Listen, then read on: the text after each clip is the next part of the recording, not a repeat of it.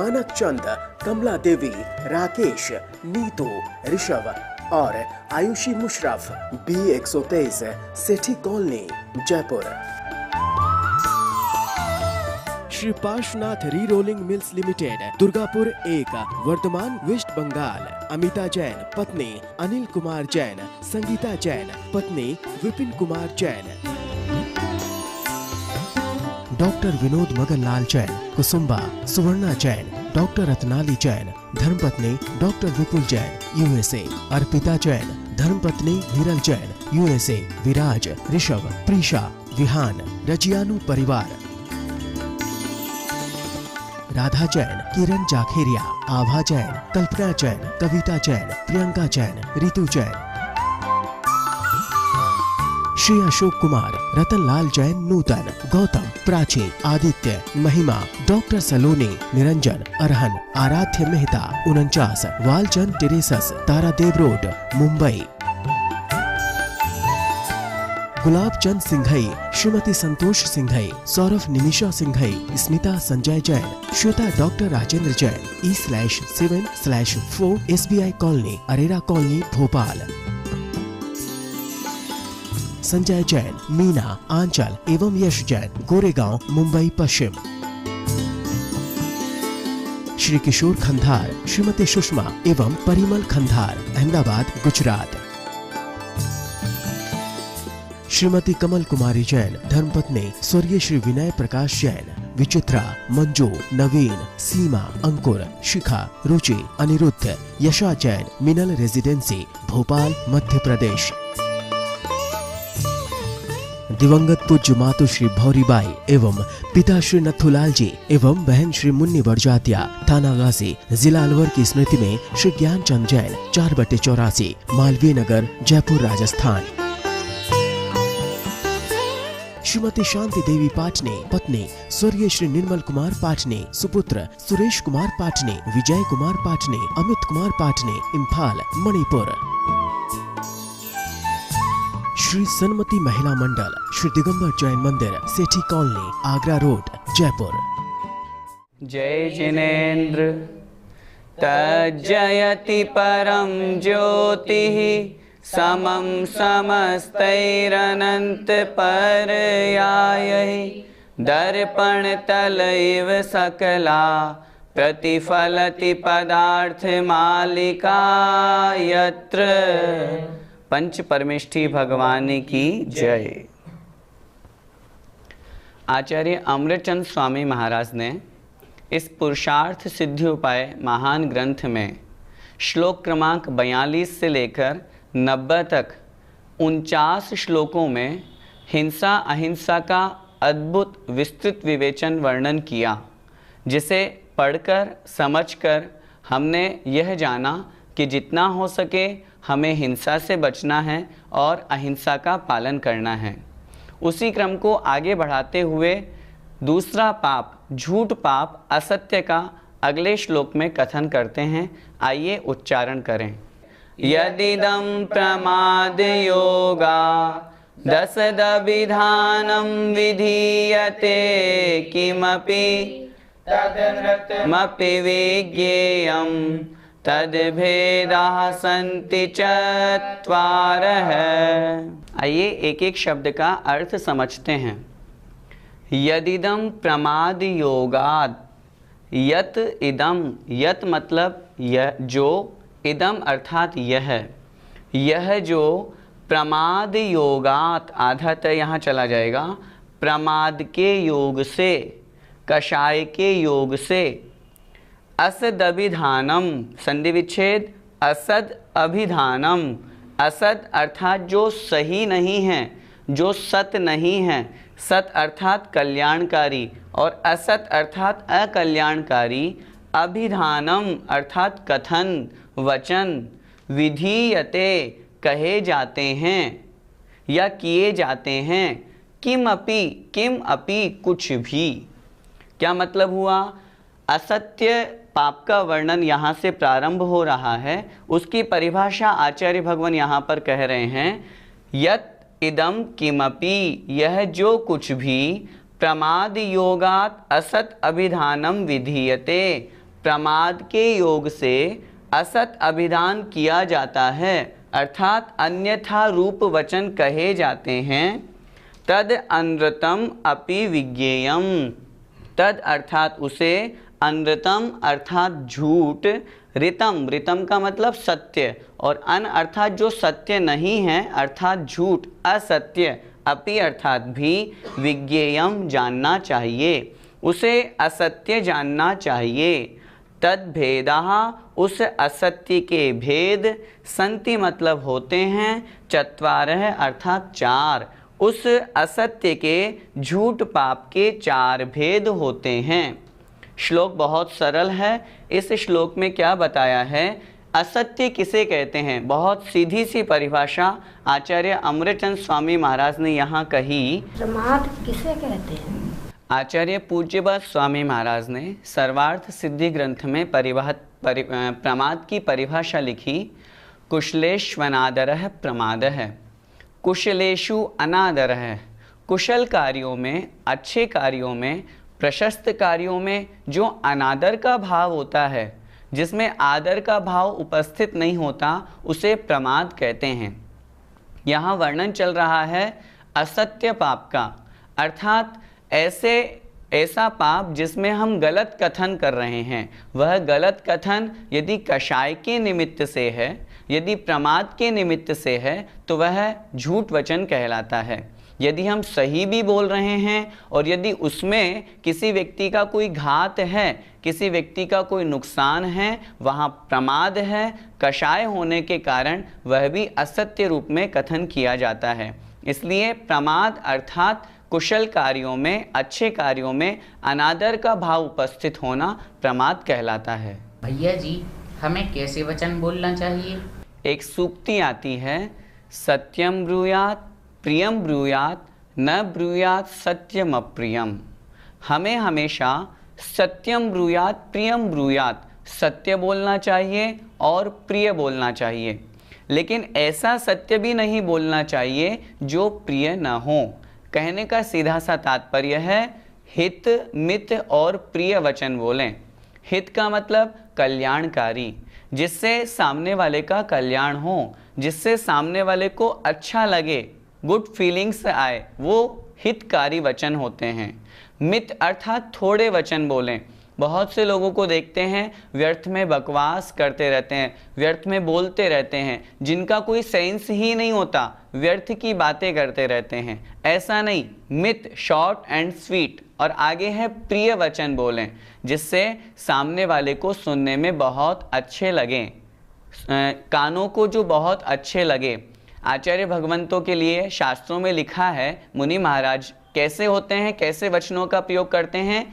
जग सुहित कर सब अहित हर, श्रुति सुखद सब संशय हरे। छेडाला में पंडित दौलत राम जी ने लिखा है, श्रुति सुनने में जो सुखद, सुख को देने वाले हों। हमें भी प्रयास करना चाहिए और बोलना ही चाहिए, जितना हो सके मीठे वचन बोलें, हित मित और प्रिय वचन बोलें। कैसे, एक छोटे से उदाहरण से अपन समझते हैं। एक बार एक राजा था, आँख से वो राजा काना था। उसके मन में एक बार विचार आया कि मेरा एक बहुत सुंदर सा चित्र बनना चाहिए। उसने अपने राज्य के सभी बड़े बड़े चित्रकारों को आमंत्रित किया और कहा, जो सबसे अच्छा सर्वश्रेष्ठ सुंदर चित्र बनाएगा उसे इनाम दिया जाएगा। बहुत से चित्रकारों ने बहुत अच्छे अपनी अपनी कला को वहाँ प्रस्तुत किया और राजा का चित्र बनाया।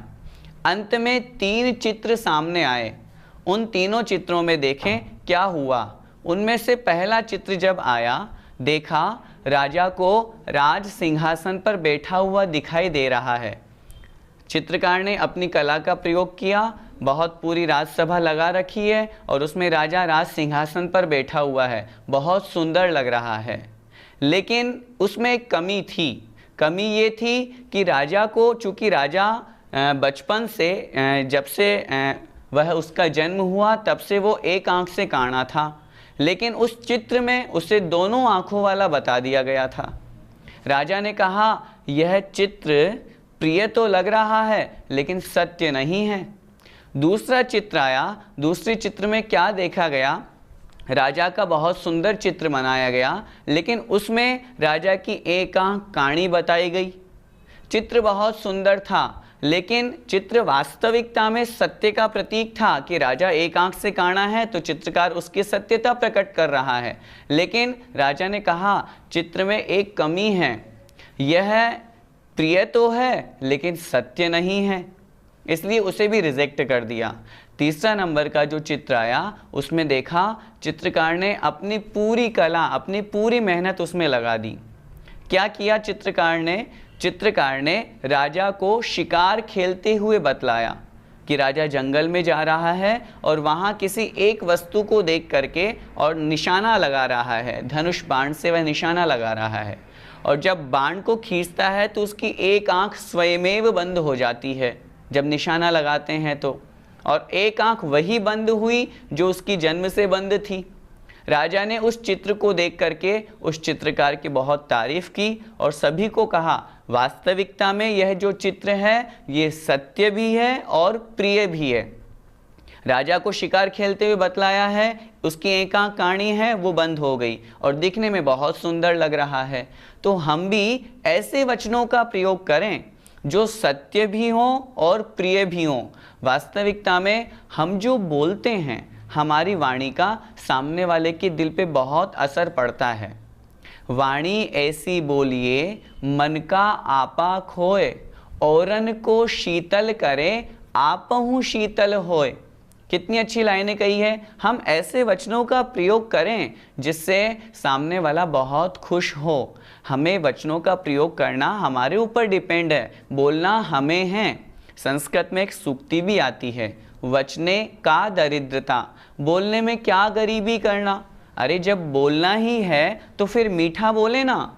कड़वा बोल करके हम अपनी जबान भी खराब कर रहे हैं, सामने वाले का दिमाग भी खराब कर रहे हैं, या उसके दिल में पीड़ादायक वचन बोल रहे हैं।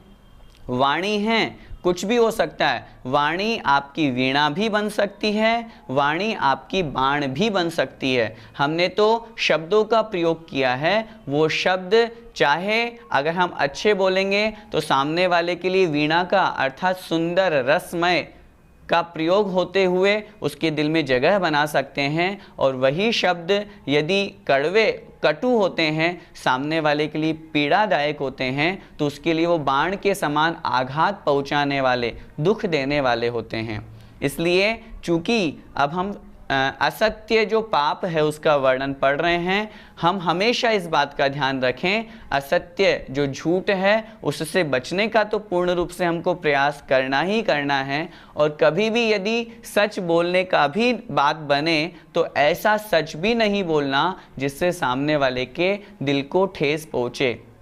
क्योंकि यदि हम सामने वालों को पीड़ादायक वचन बोल रहे हैं तो उसे भी आचार्य भगवान अमृतचंद स्वामी महाराज ने हिंसा की कोटि में ले लिया, अर्थात अपने आत्म परिणामों की हिंसा कर दी।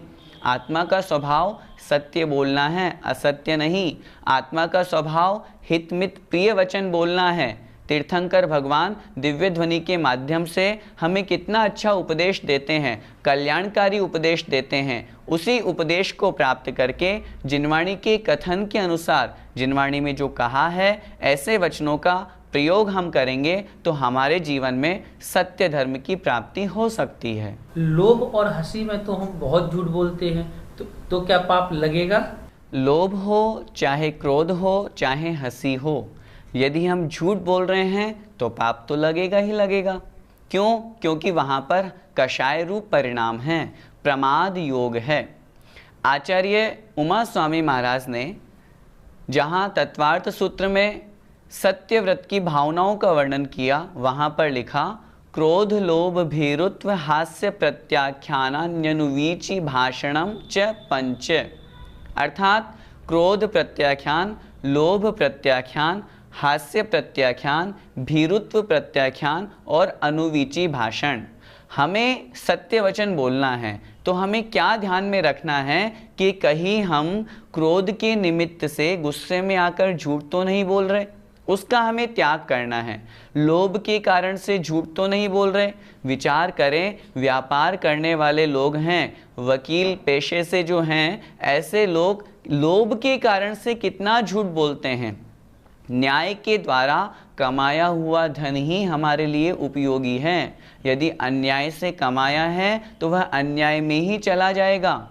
बहुत से केस ऐसे होते हैं जो गलत होते हैं, वकीलों को मालूम होते हैं, लेकिन फिर भी पैसे के लोभ के कारण से वो झूठ बोलते हैं। सोचिए, उनको पाप तो लगेगा ही लगेगा। सिर्फ लोभ के कारण से, पैसे के लोभ इतना हमें पागल बना देता है कि हम जिन धर्म को छोड़ करके मिथ्यात्वी देवी देवताओं की तरफ भी बढ़ जाते हैं।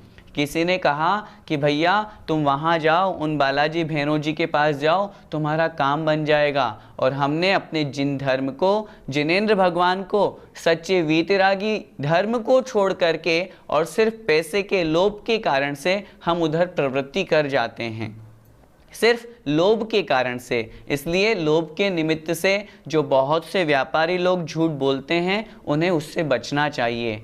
भीरुत्व भय के कारण से, हास्य, हंसी हंसी में, किसी ने कहा है हंसी हंसी में हम बहुत कर्म बंद कर लेते हैं, लेकिन जब कर्मों का उदय आता है तो हमें बहुत रोना पड़ता है। स्वयं विचार करें, कितना मजाक करते हैं, सुबह से शाम तक हम गपशप में अपने मित्रों के साथ में फ़ोन पर, इन्हीं हंसी हंसी में हम कितना कर्म बंद कर लेते हैं। उससे हमें बचना चाहिए और अनुवीची भाषण अर्थात शास्त्र के अनुसार ही बोलना चाहिए। आजकल कितनी बड़ी विडंबना हो रही है। आचार्य कुंद स्वामी महाराज को तो सब मानते हैं, लेकिन आचार्य कुंद स्वामी महाराज ने क्या कहा, कैसे कहा, किस दृष्टि से कहा, ये बहुत कम मानते हैं। उसका अन्यथा प्ररूपण कर देते हैं। दोनों नयों को साथ में लेकर के कथन किया। आचार्य अमृतचंद स्वामी महाराज ने इसी ग्रंथ में प्रारंभ में कहा, यदि व्यवहार नय और निश्चय नय दोनों में से किसी एक को मानोगे तो तत्व का विनाश हो जाएगा, और यदि एक को नहीं मानकर मात्र दूसरे को मानोगे तो तीर्थ अर्थात धर्म का विनाश हो जाएगा। इसलिए शास्त्र के अनुसार बोलें। हम स्वयं शास्त्र के अनुसार आचरण नहीं कर पा रहे हैं, इसका मतलब यह नहीं होता कि हमने शास्त्रों की परिभाषा ही बदल दी, आचार्यों के कथनों को ही परिवर्तित कर दिया। हम स्वयं उस राह पर नहीं बढ़ पा रहे हैं तो हमारी शक्ति आपकी है, वो आपकी कमी है, हमारी कमी है, लेकिन हमारा यह कर्तव्य नहीं है या हम ऐसा नहीं कर सकते कि हम शास्त्रों को अपने अनुसार बदल दें। इसलिए शास्त्रों के अनुसार बोलना, उसके अनुसार प्रवर्तन करना, इस प्रकार इस सत्यव्रत की 5 भावनाओं को ध्यान में रखना चाहिए, जिससे हम कभी झूठ की ओर न बढ़ सकें। झूठ के 4 भेद कौन कौन से हैं? झूठ के 4 भेद आचार्यों ने कथन किए हैं। सबसे पहला, जो वस्तु मौजूद है उसे मना करना। दूसरा, जो वस्तु मौजूद नहीं है उसे हाँ करना। तीसरा, कुछ का कुछ कहना, जो है उसे मना करना, जो नहीं है उसे हाँ करना। और चौथा, निंदित और गर्हित वचन बोलना। इस प्रकार झूठ के 4 भेद किए हैं, जिनका क्रमशः वर्णन अगले श्लोकों में आचार्य भगवान स्वयं कर रहे हैं। आइए पहला जो असत्य वचन है उसका श्लोक पढ़ते हैं। स्वक्षेत्र काल भावै सदपि हि यस्मिन् निषिध्यते वस्तु तत्प्रथमम् असत्यं स्यात् नास्ति यथा देवदत्तोत्र। आइए एक एक शब्द का अर्थ समझते हैं। 4 प्रकार का जो असत्य होता है उसमें सबसे पहला कौन सा है? सबसे पहला कहा, जो वस्तु मौजूद है उसे मना करना। स्वक्षेत्र काल भावहि, स्व अर्थात अपने, क्षेत्र, काल और भावों के द्वारा। स्व का अर्थ यहाँ पर द्रव्य भी हमें ग्रहण करना है। द्रव्य, क्षेत्र, काल और भावों के द्वारा। सदपि ही यस्मिन् निषिध्यते वस्तु, सद अपि, सद अर्थात मौजूद, अस्तित्व वाली, अपि मतलब भी, ही मतलब निश्चित रूप से, यस्मिन् निषिध्यते, यस्मिन् जिस वचन में, जिस कथन में, निषिध्यते अर्थात मना किया जाता है, निषेध किया जाता है, किसका? वस्तु अर्थात वस्तु। क्या मतलब हुआ? मतलब ये अपने द्रव्य, क्षेत्र और काल भाव, इन 4 चीज़ों से जो वस्तु मौजूद है उस वस्तु को निषेध अर्थात मना कर दिया। तत्प्रथमम असत्यम स्यात्। तत् मतलब वह, प्रथमम पहला, असत्यम अर्थात असत्य झूठ, स्यात् मतलब होता है।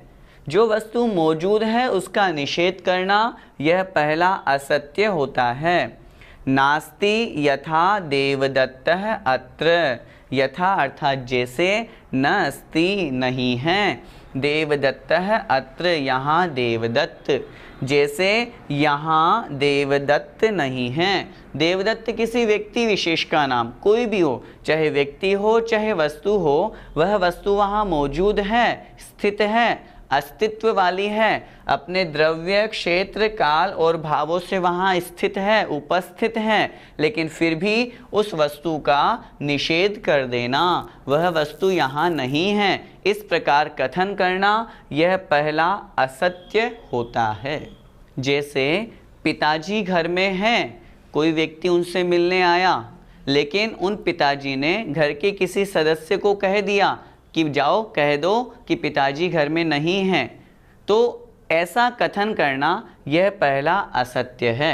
ऐसा हम कितनी बार करते हैं, बहुत बार करते हैं। जब हमें किसी से नहीं मिलना, कोई व्यक्ति कर्जे में है, पैसा लेने के लिए आया है, उसको मना कर देते हैं। बहुत तरह की झूठ हम बोलते हैं। कोई वस्तु है, उसे हम नहीं देना चाहते, उस वस्तु के लिए हमने मना कर दिया, यह वस्तु हमारे पास नहीं है। इस तरह का कथन करने से पहला असत्य अर्थात झूठ हो जाता है। 4 भेद जो हम पढ़ेंगे उसमें सबसे पहला यही है, वस्तु के मौजूद होने पर भी उसे मना करना। यहाँ द्रव्य क्षेत्र काल भाव से क्या समझना चाहिए? द्रव्य क्षेत्र काल और भाव, ये 4 चीज़ें हैं। किसी भी व्यक्ति अथवा वस्तु का कथन किया जाता है, इन चारों की अपेक्षा किया जाता है। सबसे पहला द्रव्य, वह जो वस्तु अथवा व्यक्ति है उसका जो पिंड है वह कहलाता है द्रव्य। क्षेत्र, जिस स्थान पर वह है वह कहलाता है क्षेत्र। काल, जिस समय वो वहाँ पर है वह कहलाता है काल। और भाव अर्थात उस वस्तु का अथवा व्यक्ति का गुण धर्म, ये कहलाता है भाव। किसी का भी वर्णन करते हैं, कथन करते हैं, तो द्रव्य क्षेत्र काल भाव की अपेक्षा से किया जाता है। इसलिए यहाँ पर कहा कोई वस्तु द्रव्य से भी वहाँ है, क्षेत्र भी वही है, काल भी है, भाव भी है, चारों चीज़ों से युक्त होकर के वो वस्तु वहाँ उपस्थित है, लेकिन फिर भी उसे मना कर देना, उसका निषेध कर देना, यह द्रव्य क्षेत्र काल भाव रूप वस्तु का निषेध करना कहलाता है। भैया जी, कोई व्यक्ति हमसे हिंसक वस्तु अर्थात पिस्तौल आदि मांगने के लिए आया और हमने उसे मना कर दिया, तो क्या हमें झूठ पाप लगेगा? अगर कोई हिंसक वस्तु हमसे मांगने आया और हमने मना कर दिया तो वहाँ हमें कोई पाप नहीं लगेगा, क्योंकि वह जो वस्तु है उस वस्तु से किसी जीव का घात होगा। और यदि वह व्यक्ति उस वस्तु को देता है तो हिंसा दान होगा। हिंसा दान अनर्थ दंड के अंतर्गत आता है। इसलिए ऐसी वस्तु को देने से उसके पाप बंधेगा। और यदि वो मना करता है तो चूंकि वो जीव की हिंसा होने से बचा रहा है, किसी प्राणी की रक्षा कर रहा है, इसलिए वस्तु होते हुए भी मना करने पर भी उसे पाप नहीं लगेगा। जय जिनेंद्र। मानक चंद, कमला देवी, राकेश, नीतू, ऋषभ और Ayushi Musharraf, B123, Sethi colony, Jaipur. Shri Parshvanath re rolling mills limited, Durgapur 1, Vardhaman, west Bengal. Amita Jain पत्नी अनिल कुमार जैन, संगीता जैन पत्नी विपिन कुमार जैन। डॉक्टर विनोद मगनलाल जैन, कुसुम्बा, सुवर्णा जैन, डॉक्टर रत्नाली जैन, धर्मपत्नी डॉक्टर विपुल जैन, USA। अर्पिता जैन, धर्मपत्नी विरल जैन, USA। विराज, ऋषभ, प्रीशा, विहान, रजियानु परिवार। राधा जैन, किरण जाखेरिया, आभा जैन, कल्पना जैन, कविता जैन, प्रियंका जैन, रितु जैन। श्री अशोक कुमार, रतनलाल जैन, नूतन, गौतम, प्राची, आदित्य, महिमा, डॉक्टर सलोनी, Niranjan, Arhan, Aaradhya Mehta, 49, Walchand terraces, Tardeo road, Mumbai. Gulab Chand Singhai, Shrimati Santosh Singhai, Saurabh Nimisha Singhai, Smita Sanjay Jain, Shweta doctor Rajendra Jain, E/7/4 SBI colony, Arera colony, Bhopal. Sanjay Jain, Meena, Anchal एवं यश जैन, गोरेगांव, मुंबई पश्चिम। श्री किशोर खंधार, श्रीमती सुषमा एवं परिमल खंधार, अहमदाबाद, गुजरात। श्रीमती कमल कुमारी जैन, धर्मपत्नी स्वर्गीय श्री विनय प्रकाश जैन, विचित्रा, मंजू, नवीन, सीमा, अंकुर, शिखा, रुचि, अनिरुद्ध, यशा जैन, मिनल रेजिडेंसी, भोपाल, मध्य प्रदेश। दिवंगत पूज्य मातु श्री भौरीबाई एवं पिता श्री नथुलाल जी एवं बहन श्री मुन्नी बड़जातिया, थाना गाजी, जिला अलवर की स्मृति में श्री ज्ञानचंद जैन, 4/84, मालवीय नगर, जयपुर, राजस्थान।